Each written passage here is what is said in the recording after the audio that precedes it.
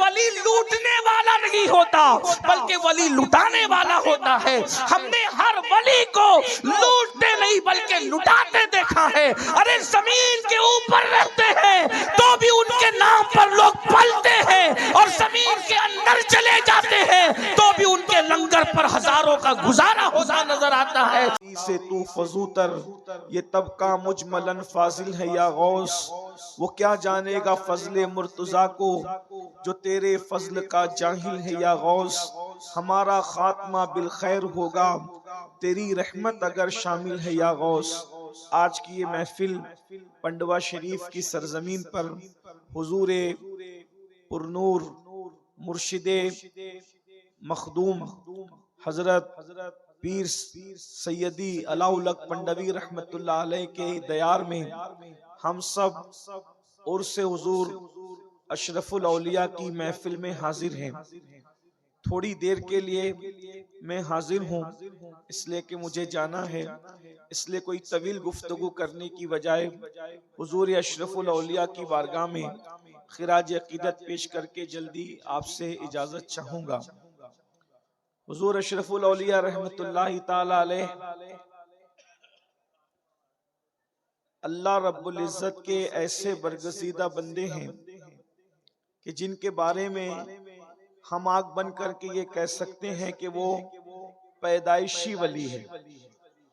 اس کی وجہ یہ ہے کہ مجدد میت ماضیہ امام اہل سنت نے حضور غوث پاک کے لیے یوں عرض کیا کہ جو تیرا طفل ہے کامل ہے یا غوث. جو آپ کا بچہ ہے وہ پیدائشی طور پر کامل ہے. اور لوگوں کو کامل ہونے کے لیے پیدا ہونے کے بعد محنت کرنی پڑتی ہے، لیکن غوث پاک کے گھر میں پیدا ہونے والا بچہ پیدائشی کامل ہوتا ہے. اور وہ حضور غوث پاک خانواد اشرفیہ وہ ہے جہاں غوث اعظم اور غوث العالم یہ دونوں سمندر مرج البحرین کے طور پر یکساں ملتے نظر آتے ہیں. اور اشرف الاولیاء اسی مرج البحرین کے در مکنون ہیں جن کو ہم آنکھ بند کر کے کہہ سکتے ہیں کہ وہ پیدائشی ولی ہیں. واہ واہ واہ سبحان اللہ. میں اپنی گفتگو کو اب کسی اور طرف لے جانے کی بجائے حضور غوث العظم دستگیر شیخ عبد القادر جیلانی رضی اللہ تعالیٰ عنہ نے ایک ولی کی 12 صفت کو بیان فرمایا. ولی کون ہوتا ہے؟ ولی کسے کہتے ہیں؟ بس 10 سے 12 منٹ میں اپنی بات پوری کروں گا. آپ ولی کی پہچان آپ کو مل جائے گی، آسانی کے ساتھ آپ پہچان سکیں گے کہ ولی کس کو کہتے ہیں. سرکار غوث اعظم جو ولایت تقسیم کرتے ہیں، جن کے در سے جن کے گھر سے ولایت تقسیم ہوتی ہے، وہ ارشاد فرماتے ہیں جب تک انسان میں 12 صفات پیدا نہ ہو جائے اس وقت تک وہ اللہ کا ولی نہیں ہو سکتا. نمازی بن جائے، روزے دار بن جائے، ذاکر بن جائے، پہاڑوں میں مجاہدہ کرے، جب تک 12 صفات کا حامل نہیں ہوگا اس وقت تک وہ ولی نہیں ہوگا. آسان 12 صفات سرکار غوث پاک فرماتے ہیں اللہ اپنی 2 صفات کا اس کو مظہر بناتا ہے. وہ اللہ کی 2 صفات کا مظہر ہوتا ہے، وہ رسول اللہ کی 2 صفات کا مظہر ہوتا ہے، وہ صدیق اکبر کی 2 صفات کا مظہر ہوتا ہے، وہ فاروق اعظم کی 2 صفات کا مظہر ہوتا ہے، وہ عثمان غنی کی 2 صفات کا مظہر ہوتا ہے، وہ مولا علی کی 2 صفات کا مظہر ہوتا ہے. غوث پاک نے رسول اللہ کے بعد اور خدا کے بعد چاروں خلفائے راشدین کی صفات کا مظہر اس کو قرار دیا. اس سے پتہ چلا نہ رافضی ولی ہو سکتا ہے نہ ناسبی ولی ہو سکتا ہے. ولایت اگر کہیں ہوگی تو صرف اور صرف پیور اہل سنت و جماعت کے پاس ہوگی. اس لیے کہ ناسبی کے دل میں مولا علی کے لیے محبت نہیں ہے اور رافضی کے دل میں شیخین کے لیے محبت اور الفت نہیں ہے، تو نہ ولایت وہاں نظر آتی ہے نہ ولایت یہاں نظر آتی ہے. اگر ولایت کہیں نظر آتی ہے تو صرف اور صرف اہل سنت و جماعت میں نظر آتی ہے. حضور غوث پاک رضی اللہ تعالیٰ نے ارشاد فرماتے ہیں کہ جو دو صفات کا مظہر ولی ہوتا ہے وہ اللہ رب العزت کی دو صفات کا مظہر، ایک تو وہ صفت ستاری کا مظہر ہوتا ہے، وہ صفت غفاری کا مظہر ہوتا ہے، یعنی ولی وہ ہوتا ہے جو لوگوں کے عیب کو بیان نہیں کرتا بلکہ لوگوں کے عیبوں پہ پردے ڈالا کرتا ہے۔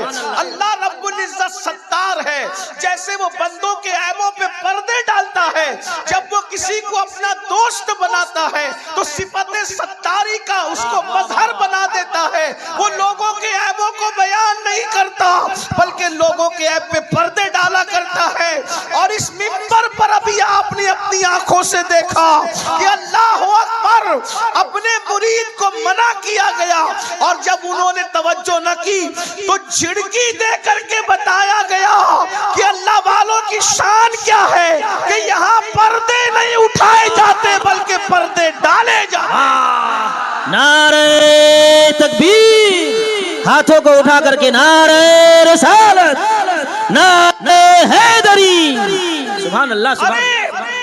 جب تاج الاولیاء کی پردہ پوشی کا یہ عالم ہے تو اشرف الاولیاء کی پردہ پوشی کا عالم کیا ہے؟ واہ واہ واہ واہ واہ واہ واہ واہ، سبحان اللہ سبحان اللہ۔ صفت ستاری کا مظہر ہوتا ہے، پھر فرمایا وہ صفت غفاری کا مظہر ہوتا ہے، یعنی وہ لوگوں کو معاف کرتا ہے، اپنی ذات کے لیے وہ لوگوں سے لڑائی جھگڑا نہیں کرتا، اس لیے کہ ذات کے لیے لڑنا یہ کتوں کا کام ہوتا ہے، ذات کے لیے لڑنا یہ اللہ والوں کا کام نہیں ہوتا۔ وہ صفت غفاری کا مظہر ہوتا ہے۔ اس آئینے میں اگر آپ حضور اشرف الاولیاء کی زندگی کو دیکھیں، میں نے تو ان کو نہیں دیکھا، میں نے صرف لوگوں سے سنا ہے، سن کر میں اس نتیجے پر پہنچا ہوں، جنہوں نے دیکھا ہے وہ گواہی دیں گے، شہادت دیں گے کہ ان لوگوں نے حضور اشرف الاولیاء نے اپنی ذات کے گستاخوں کو ہمیشہ معاف کیا، اور اس دن کو یاد دلایا جو فتح مکہ کا دن تھا، لا تثریب علیکم الیوم۔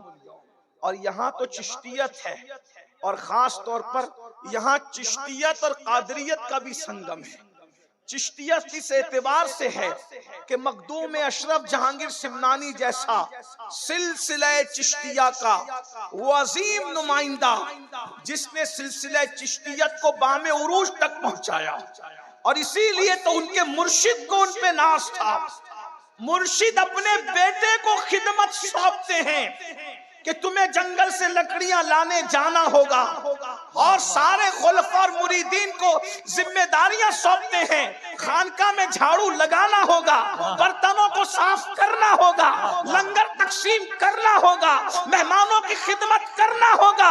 بیٹے کو بھی کام دیا، سارے مرید اور خلفاء کو کام دیا، لیکن جب میرے مخدوم اشرف سمنا نے عرض کیا حضور سب کو کام سونپتے ہیں، مجھے بھی کوئی کام سونپ دیجئے، فرمایا ارے سب الگ ہے اشرف تم الگ ہو، اس لیے کہ جب تم آئے تھے تو تمہارے آنے سے پہلے خضر علیہ السلام نے تمہاری اتنی تعریف کی تھی کہ اب مجھے کوئی کام دینے کے لیے تمہیں حیا آتی ہے کہ میں خضر کو کیا منہ دکھاؤں گا۔ اگر میں نے تمہیں کوئی کام سونپ دیا، میں تمہیں کوئی فزیکلی ایکٹیویٹی نہیں سونپنا چاہتا، اگر تم کچھ کرنا ہی چاہتے ہو تو ذکر اذکار کے ذریعے سے منزلوں کو طے کرتا ہے۔ نعرہ تکبیر، نعرہ رسالت، فیضان مخدوم اشرف، فیضان مخدوم العالم۔ جس کا مرشد جس کو ذمہ داری اور خدمت دینے اور خدمت لینے کے لیے حیا کرے وہ اشرف سمنا ہے، وہ ہمارے مخدوم ہے۔ بہرحال تو چشتیت تو اس اعتبار سے کہ مخدوم صاحب چشتی ہیں، اور قادریت اس اعتبار سے کہ سیدنا عبدالرزاق نور العین کی اولاد ہے، تو یہاں چشتیت اور قادریت ایک ساتھ جمع ہوتی، یہ بھی مراج البحرین ہے الحمدللہ تعالی۔ تو چشتیت اور قادریت جو جمع کرنے کی بات کر رہا ہوں تو یہ کہ یہاں ہائے ہائے ہائے کیا بات، اشرفی صحبہ شراب سنجری، سبحان اللہ، ایک ہی شیشے میں ہے دونوں بھری، قادری صحبہ شراب سنجری ایک ہی شیشے میں ہے دونوں بھری۔ قادری صحبہ شراب سنجری، قادری صحبہ شراب سنجری، ایک ہی شیشے میں ہے دونوں بھری۔ کیا خوش نصیبی ہے ہم لوگوں کی۔ تو قادریت اور چشتیت جب ملی ہوئی ہے تو دونوں میں اب بات کیا ہے؟ حضور غوث پاک فرماتے ہیں کہ میرا گھوڑا بے لگام ہے اور میری تلوار بے نیام ہے، اور چشتی لوگ کہتے ہیں خواجہ نصیر الدین چراغ دہلوی رضی اللہ تبارک و تعالیٰ عنہ کہ ہم چشتی لوگ کسی سے الجھتے نہیں، ہم نے اپنی تلوار ننگی کر کے رکھ دی ہے، جو آ کر کے الجھے گا اس کا قصہ خود ہی تمام ہو جائے گا۔ لیکن یہ اللہ والے اپنی ذات کے لیے کسی سے نہیں لڑتے، یہ اپنی ذات کے دشمنوں کو معاف کرتے، صفت غفاری کا مظہر ہوتے ہیں، اپنی ذات کے لیے نہیں لڑتے۔ بلکہ سرکار بابا فرید الدین گنج شکر رضی اللہ تعالیٰ تو یہاں تک فرماتے ہیں کہ بھائی ہم صوفی لوگ ہیں، اللہ والے لوگ ہیں، ہمارے سامنے کینچی کی بات نہ کیا کرو بلکہ سوئی دھاگے کی بات کیا کرو، کیونکہ کینچی ایک کو دو کر دیا کرتی ہے اور سوئی دھاگا ایک کو دو کو ایک کر دیا کرتا ہے۔ یہ خانقاہ ہے، یہاں پر ایک کو دو نہیں کیا جاتا بلکہ دو کو ایک کیا جاتا ہے۔ یہ سرکار بابا فرید گنج شکر رضی اللہ تعالیٰ کی تعلیم۔ اللہ آئے نوازش کرم فرمائی ہے آپ کی دعائیں سرکار جی، نہ محبتیں آپ۔ تو ایک بات مجھے یہاں یاد آئی، ذات کے لیے نہ لڑنا اور اللہ کے لیے دشمنی رکھنا، اس کی ایک مثال پیش کرتا ہوں۔ سرکار خواجہ نصیر ملت والدین خواجہ نصیر الدین چراغ دہلوی کی بات یاد آئی۔ کچھ لوگوں نے بادشاہ کے پاس جا کے چغلی کی کہ یہ لوگ تو سما میں رات دن رہتے ہیں، یہ اللہ والے لوگ نہیں ہیں اور یہ ایسے ہی ہیں ویسے وغیرہ وغیرہ کہا۔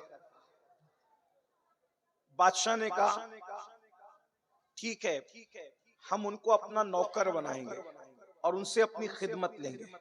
سرکار نصیر الدین چراغ دہلوی کے پاس نمائندہ بھیجا اور نمائندہ بھیجنے کے بعد کہا کہ آپ کو بادشاہ کی کوئی نہ کوئی نوکری قبول کرنی پڑے گی۔ سرکار نصیر الدین نے فرمایا میں آپ سے کوئی تعلق نہیں رکھتا، میں آپ کی نوکری کیسے کر سکتا ہوں؟ کہا اگر آپ نوکری نہیں کرو گے تو مشکل اٹھاؤ۔ کہا میں ہر مشکل اٹھاؤں گا۔ سیرت نگار لکھتے ہیں یہ سینے کی جو ہڈی ہوتی ہے، ان دونوں ہڈیوں میں سوراخ کر کے خواجہ نصیر الدین چراغ دہلوی کو لٹکا دیا گیا کہ آپ نوکری کریں۔ سرکار نصیر ملت والدین سے مریدین نے کہا حضور یہ ظلم پر آیا ہے، آپ نوکری کے لیے تیار ہو جائیں، یہ جو کہتا ہے آپ کر لیں ورنہ یہ آپ کو نقصان پہنچائے گا۔ آپ نے فرمایا ٹھیک ہے میں تیار ہوں۔ تو بادشاہ نے کہا روزانہ آپ مجھے میرے کپڑے پہنائیں گے اور میرے کپڑے اتاریں گے، یہ آپ کی ذمہ داری۔ تو خواجہ نصیر روزانہ کپڑے پہنانے لگے اور کپڑے اتارنے لگے، لیکن بددعا نہیں کی کیونکہ اب تک ذات تک معاملہ تھا، ذاتی دشمنی تھی۔ یہ بادشاہ کو خواجہ نصیر سے ذاتی دشمنی تھی، چراغ دہلوی سے۔ چراغ دہلوی کون ہے؟ یہ چراغ دہلوی سرکار علاؤالحق پنڈوی رحمت اللہ تعالی علیہ، یہ ان کے پیر و مرشد کے پیر بھائی ہیں۔ حضرت اخی سراج آئینہ ہند کے پیر بھائی ہیں، ان دونوں کے پیر و مرشد نظام ملت والدین سلطان المشائق خواجہ نظام الدین اولیاء رضی اللہ تعالیٰ۔ ذاتی دشمنی ہے، ہڈی میں سوراخ کر کے لٹکا دیے گئے لیکن بددعا نہیں کی، معاف کر رہے ہیں۔ اس کو کرتا پہناتے ہیں، کرتا اتارتے ہیں۔ حاسدوں نے کہا کہ معاملہ صحیح چل رہا ہے، نصیر کا امتحان لو۔ ایک دن بادشاہ کو تاخیر سے لائے اور اتنے لیٹ لائے کہ خواجہ نصیر الدین چراغ دہلوی کی نماز عصر قضا ہونے کے قریب آ گئی۔ اللہ کے رسول علیہ السلام نے فرمایا مومن کی عصر اس وقت ہوتی ہے جب سورج اپنی حالت پر ہوتا ہے، اور جب سورج میں تغیر آ جائے، وہ ڈوبنے کے قریب ہو جائے، پھر وہ مومن کی نہیں بلکہ منافق کی نماز ہوتی ہے۔ یعنی جب سورج ڈوبنے کے قریب ہو تو اللہ کے رسول علیہ الصلوۃ والتسلیم نے فرمایا اس وقت نماز پڑھنا یہ نفاق کی علامت ہے۔ یہ نفاق اعتقادی ہم نہیں کہتے اس کو، نفاق عملی کہتے ہیں اس کو۔ لیکن بہرحال اللہ والے اس وقت بھی نماز پڑھنے کو پسند نہیں کرتے تھے بلکہ مسنون وقت میں نماز پڑھنے کو پسند کرتے۔ ابھی حضور مرشد اجازت نے سرکار وارث پاک کا ذکر کیا کہ وارث پاک کسی کے پیچھے نماز نہیں پڑھتے بلکہ وارث پاک الگ نماز پڑھتے. تو لوگ یہ مشہور کرتے تھے کہ وارث پاک نماز ہی نہیں پڑھتے. وہ نماز پڑھتے تھے مگر کمرے میں چھپ کے پڑھتے تھے, جیسا کہ حضرت نے اشارہ کیا. لوگ کہتے تھے اب جماعت کے ساتھ نہیں پڑھتے, جماعت کے ساتھ نہیں پڑھتے. تو وارث پاک کہتے تھے ارے جماعت سے پڑھانا ہے تو علی حسین اشرفی جیسا امام لا کر کے دو نا. سبحان اللہ سبحان اللہ. اگر وارث پاک کو پیچھے کھڑا کرنا ہے تو کوئی علی حسین اشرفی جیسا لا کر کے امام دو. اور کسی ایک کے پیچھے کھڑا کر دیا وارث پاک کو تو نماز کے بعد وارث پاک نے کہا سنا سنا امام صاحب آپ نے ہم کا بہت تھکا دیا. سرکار وارث پاک کہتے بہت تھکایا آپ نے ہم کا. کہا وہ کیسے؟ کہا ہم تو آپ کے پیچھے نماز کے لیے کھڑے ہو گئے لیکن کبھی چارے کی دکان پر, کبھی کرانہ دکان پر, کبھی کہیں لے کے بھٹکتے رہے. جہاں جہاں امام گیا پیچھے پیچھے وارث تھے. تو کہا ایسی نماز بھی کیا نماز ہے. لیکن یہ ہم لوگوں کے لیے, ہم لوگوں کو تو ہر صحیح العقیدہ کی ابتدا کرنی چاہیے کہ وارث پاک کا مرتبہ اور تھا, ہمارا مرتبہ اور ہے.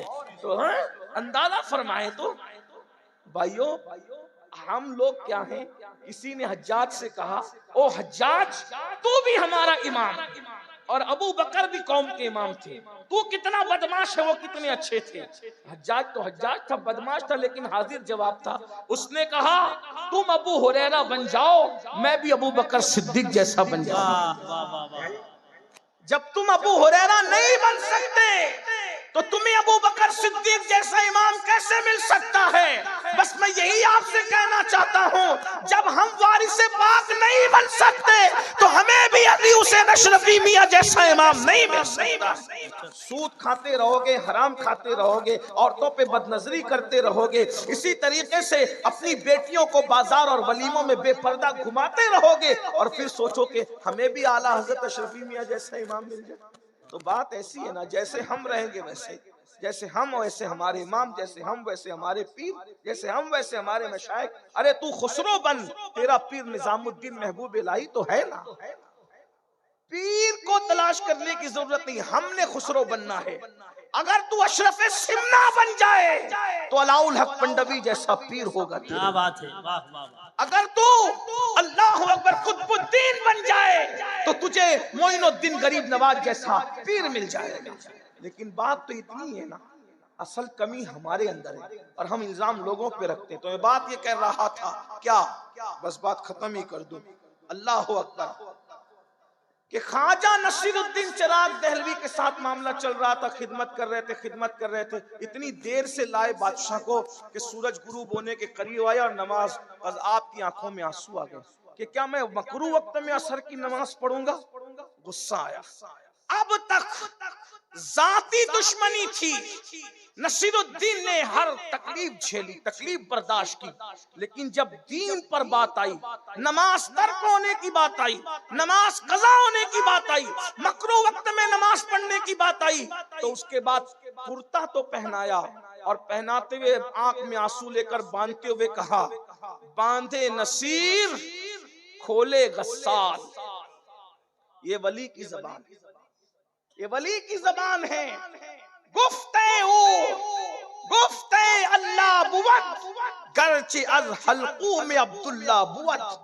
اس کی بولی گویا کہ خدا کی طرف سے ہوتی ہے, وہ اللہ کا ولی بولتا ہے مگر ولی کی زبان پر خدا کا فرمان جاری ہوتا ہے. کس شان سے کہا باندھے نصیر کھولے غسال, یعنی نصیر باندھ رہا ہے اور اس کو مرنے کے بعد اب غسل دینے والا غسال کھولے گا.